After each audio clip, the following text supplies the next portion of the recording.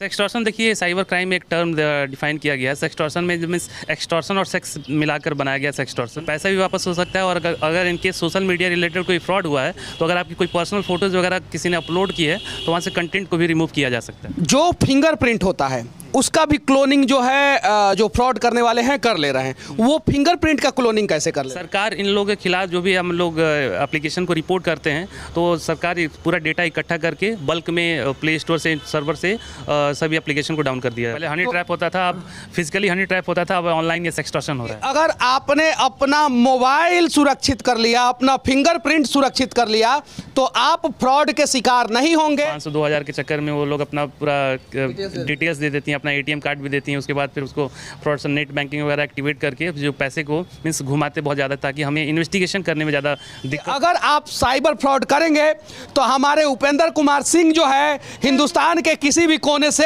टांग के लेके चले आएंगे। पासपोर्ट बनवाए हैं कि नहीं? बना है। तो दुनिया के किसी भी कोने से टांग के लेके चले आएंगे। कान खोल के सुन लीजिए।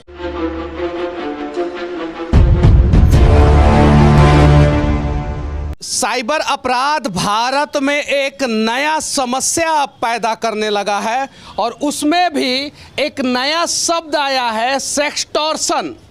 से रहे सावधान। यानी कि कहीं नहीं तो कहीं जो है अब कुछ लोग जो है अश्लील फोटो वीडियो बना के जो है कुछ लोगों को जो है परेशान कर रहे हैं। और अभी मैं गोरखपुर में हूं और गोरखपुर का ये साइबर थाना है और हमारे साथ उपेंद्र कुमार सिंह जी हैं और इनसे हम लोग बात करेंगे कि कैसे लोग साइबर ठगी से बचें। तो सबसे पहले सच तक न्यूज़ में स्वागत है सर आपका। धन्यवाद आपका। पहला सवाल मैं आपसे पूछना चाहता हूं कि साइबर ठगी से बचने के लिए लोगों को सबसे पहले क्या करना चाहिए? देखिए, साइबर ठगी से बचने के लिए लोगों को सबसे पहले जागरूक होने की ज़रूरत है। और अगर साइबर ठगी से आप शिकार हो जाते हैं तो भारत सरकार की तरफ से जो नेशनल साइबर हेल्पलाइन नंबर 1930 और नेशनल साइबर हेल्पलाइन पोर्टल जो लॉन्च किया गया है www.cybercrime.gov.in, इसके बारे में जानकारी होनी चाहिए। अगर आपके पास कोई साइबर ठगी होता है तो आप तुरंत इस पर अगर अपना कंप्लेंट रजिस्टर्ड करते हैं तो पैसा भी वापस हो सकता है। और अगर इनके सोशल मीडिया रिलेटेड कोई फ्रॉड हुआ है तो अगर आपकी कोई पर्सनल फोटोज़ वगैरह किसी ने अपलोड की है तो वहाँ से कंटेंट को भी रिमूव किया जा सकता है। आगे बढ़ने से पहले मैं इनके बारे में बता देना चाहता हूं कि कम से कम पिछले 2 साल में इन्होंने 1 करोड़ से ज़्यादा रुपया जो है रिकवर करा चुके हैं लोगों का। सही है? हाँ बिल्कुल, 1 करोड़ से ज़्यादा वापस कराया गया है यहाँ पे साइबर अपराध थाने से। यहाँ से और कहाँ जाके जो है अपराधी को आप पकड़े हैं? देखिए, अपराधी हमारे जो भी केसेस में आते हैं मेनली बिहार, वेस्ट बंगाल, छत्तीसगढ़ के जो पूरा चंक है उनका वहीं के से भी ट्रेस आउट होते हैं सब। और अगर आपके पास किसी भी प्रकार का साइबर ठगी का मामला आ जाता है तो आप ठग को उठा लेते हैं? बिल्कुल, अगर जब पता चलता है तो वहाँ पे हम लोग क्रिमिनल दबिश वगैरह देके। अच्छा, ये सेक्सटॉर्शन होता क्या है? सेक्सटॉर्शन देखिए साइबर क्राइम में एक टर्म डिफाइन किया गया है। सेक्सटॉर्शन में मीन्स एक्सटॉर्शन और सेक्स मिलाकर बनाया गया सेक्सटॉर्शन। इसमें होता क्या है, कोई भी अनजान नंबर से या फिर अनजान व्यक्ति द्वारा फेसबुक पर रिक्वेस्ट भेजा जाता है लड़कियों, मेनली किसी लड़की का फोटो वगैरह लगा के, और कोई जो लेट नाइट तक जो ऑनलाइन रहते हैं ज़्यादातर वही लोग शिकार होते हैं। उसके बाद मैसेंजर पर बातचीत होती है और व्हाट्सएप के बाद व्हाट्सएप का नंबर एक्सचेंज होता है। फिर व्हाट्सएप पर आपको एक वीडियो कॉल आता है। वीडियो कॉल में जो भी फ्रॉडस्टर करते क्या है, कोई दूसरे डिवाइस पर आपको प्री रिकॉर्डेड इमेज जो लड़कियों की लीक हो जाते हैं एनी हाउ, तो उसको आप उसको प्ले करके और दूसरे डिवाइस से बैक कैमरा करके उसको वीडियो दिखाते हैं। और जो हमारा एक्टिव होता है उस वीडियो को देखकर ये उसको लगता है कि ये सामने से लड़की ऐसा कुछ मीन्स कपड़े वगैरह उतार रही है। और जो फ्रॉडस्टर क्या करता है, जैसे ही 10 से 15 मिनट का वो क्लिप रिकॉर्ड करके स्क्रीन रिकॉर्ड से फिर उसको ब्लैकमेल करने शुरू कर देता है कि आपने ये देखो, ये लड़की के साथ आपने क्या क्या किए हैं और ये आप मुझे 10 या 15 हज़ार रुपये आप ट्रांसफ़र करो, नहीं तो ये सब वीडियो जो है मैं आपके दोस्तों को या फिर अपने रिलेटिव को। उनसे बचने के लिए क्या करना होगा? बचने के लिए तरीका यही है कि कोई भी अनजान नंबर से आप वीडियो कॉल को रिसीव ना करें। और कोई भी अनजान व्यक्ति का फ्रेंड रिक्वेस्ट, अगर आप कोई भी मीन्स अपोजिट पार्टनर, अगर आप लड़के हैं तो लड़कियों का रिक्वेस्ट ना एक्सेप्ट करें, और अगर आप लड़कियाँ हैं तो आप लड़कों का भी अनजान व्यक्तियों का फ्रेंड रिक्वेस्ट एक्सेप्ट ना करें। सेक्सटॉर्शन पे हो गया बातचीत, अब आते हैं अगले दीवार पे कुछ लिखा हुआ है साइबर थाना के। ऋण के लिए आवेदन करने से पहले सुरक्षा युक्तियां और ये सारी चीज़ें जानकारी दी गई है। फेक SMS, ये क्या है सर?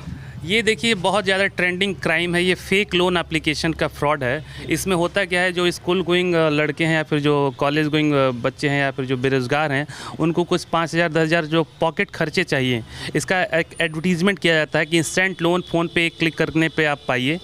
पहले लोग लोन लेके फ़ोन खरीदते थे, लेकिन आजकल फ़ोन से ही लोन मिल जा रहा है। तो इसमें होता क्या है कि आपको एडवर्टीज़मेंट मिलेगा पॉपअप विंडो में, भी आप इस एप्लीकेशन को इंस्टॉल कर लिया, आप करने पे आपको इंस्टेंट लोन मिल जाएगा।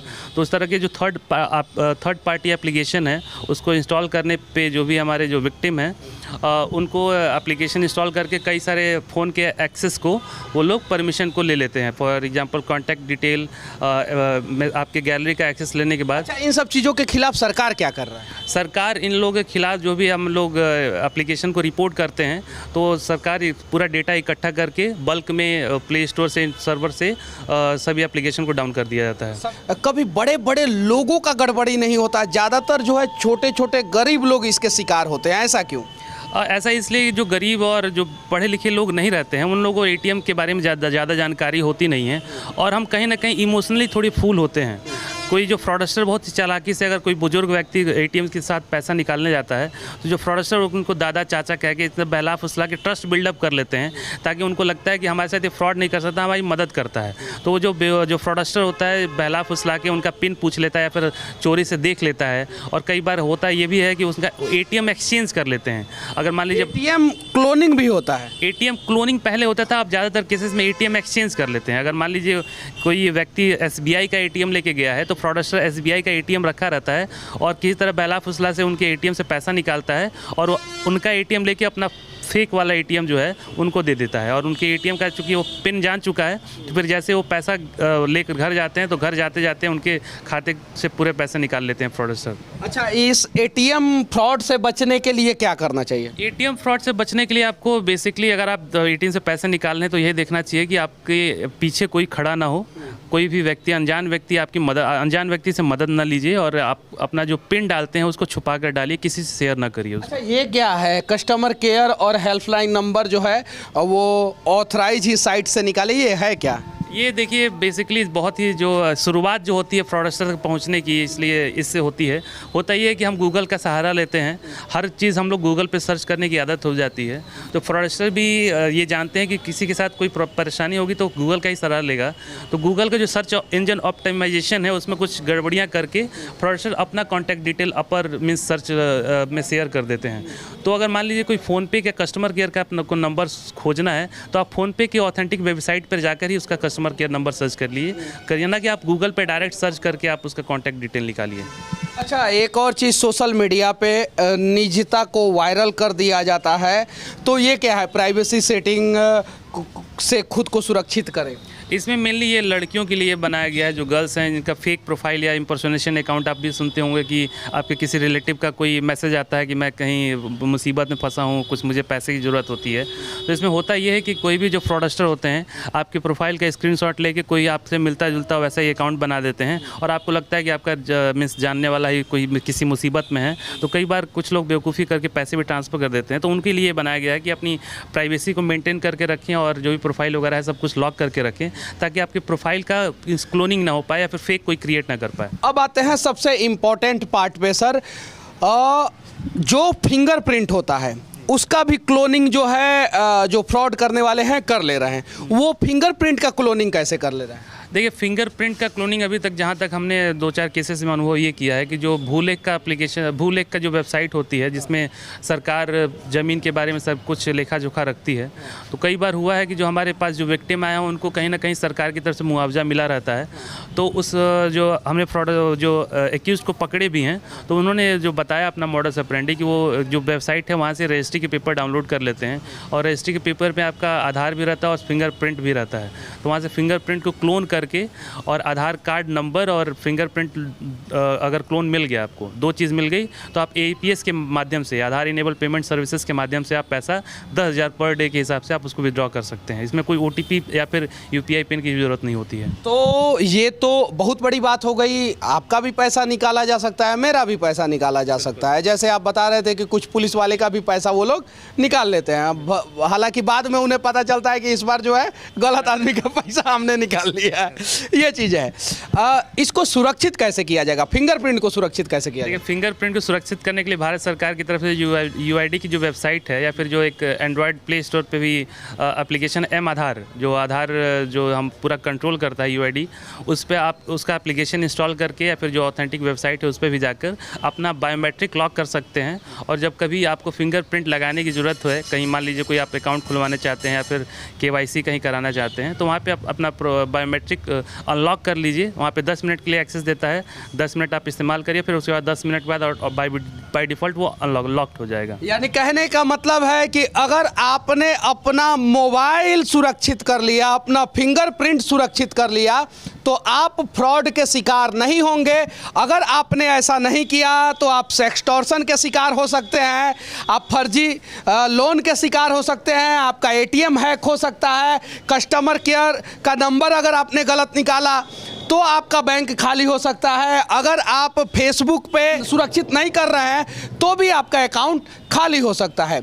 अच्छा, ये सारा काम आप लोग करते हैं, किसी का मदद करते हैं, तो उसके लिए पैसा वैसा नहीं ना लेते हैं? जी नहीं, बिल्कुल कुछ भी पैसा ऐसा कहीं नहीं लिया जाता है। 4% 10% की तुम्हारा रिकवरी?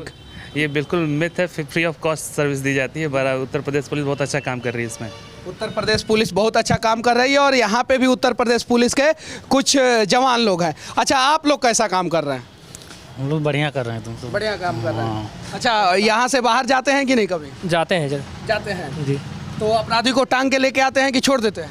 नहीं, अगर मिलेगा तो लेके आएंगे, एकदम लेके आएंगे। बिल्कुल लेके आएंगे। चलिए ठीक है, तो जितने भी साइबर फ्रॉड करने वाले लोग हैं वो कान खोल के सुन ले कि अगर आप साइबर फ्रॉड करेंगे तो हमारे उपेंद्र कुमार सिंह जो है हिंदुस्तान के किसी भी कोने से टांग के लेके चले आएंगे। पासपोर्ट बनवाए हैं कि नहीं?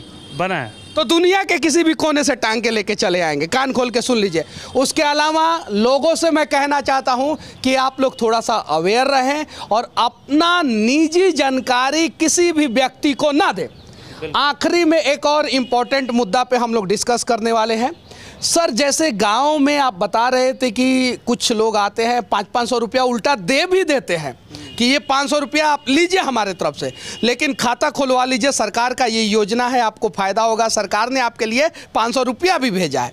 तो ये क्या है, ये फ्रॉड का नया तरीका क्या है? ये फ्रॉड जो है, जो फ्रॉडस्टर को पैसा इधर से उधर भेजने के लिए उनको एक फेक अकाउंट की ज़रूरत होती है, बैंक अकाउंट की ज़रूरत होती है। तो फ्रॉडस्टर सबसे पहले फेक सिम कार्ड और फेक बैंक अकाउंट के लिए मीन्स ट्राई करता है।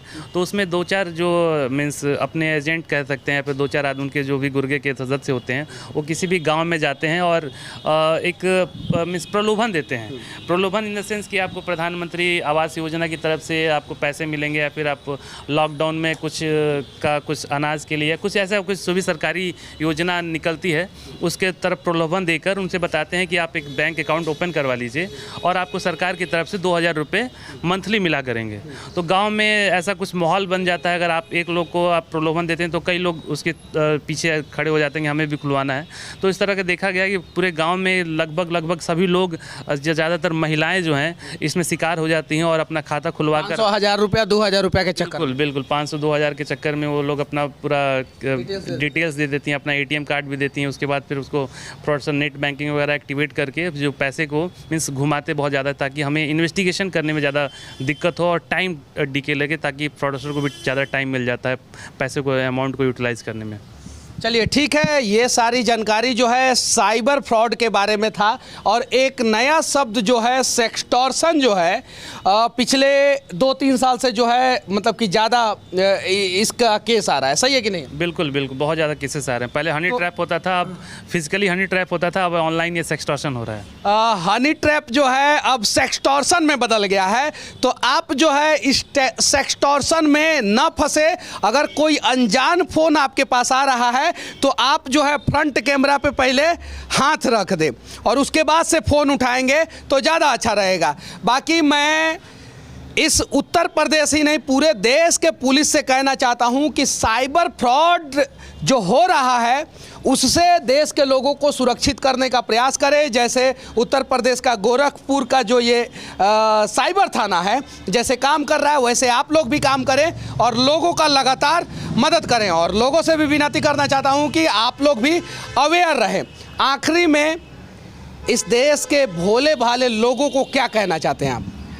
मैं सभी से यही अपील करता हूं कि आप साइबर अपराध से जागरूक रहिए और जो भारत सरकार की वेबसाइट है जो मैंने पहले ही बताया www.cybercrime.gov.in, इस पे क्या होता है, जो भी नए तरीके के साइबर अपराध होते हैं पूरे ऑल ओवर इंडिया में किसी भी कोने में कोई नया modus operandi in the sense cyber अपराध करने का नया तरीका अगर कुछ लाइमलाइट में आता है तो उसको वेबसाइट पे अपलोड किया जाता है और उस वेबसाइट पे एनिमेशन के माध्यम से, कार्टून के माध्यम से, वीडियो क्लिप, ऑडियो क्लिप के माध्यम से उसको प्रदर्शित किया जाता है। साइबर अपराध से भी आप जागरूक रहेंगे तो साइबर अपराध से आप शिकार नहीं होंगे।